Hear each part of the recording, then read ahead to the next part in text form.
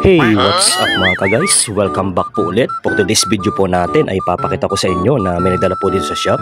Ito po yung ginagamit natin sa mga pisonet at saka sa mga karwas. So ang issue po niya ay wala pong power. So ang gagawin po natin dito, dahil sa nasunog na po kanyang power supply, ay papalitan po natin na isang buong 12 volts sa supply niya. Ang tawag po dito mga ka-guys ay Conslot Timer Box. A few moments later. So ito na nga po, titestingin na po natin at pinalitan na po natin isang buong supply niya. Yan po, may power na. So yung po may-ari ay tuwan-tuwa na po at may magagamit na siya sa kanyang karwas.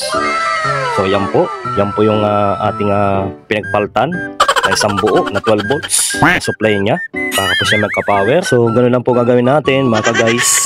Pag kayo po ay naka-encounter na inyong mga slot na ayaw pong mag-power ay palitan po natin, check po natin kanyang power supply. Yan po ang pinakang 12 volts niya. Pati po kanyang mga switch ay check po natin. So yan po, nagkaroon na po ng oras ng ating hinulugan. So maraming salamat po sa pagsubaybay sa aking mga video. Follow and share. God bless us all.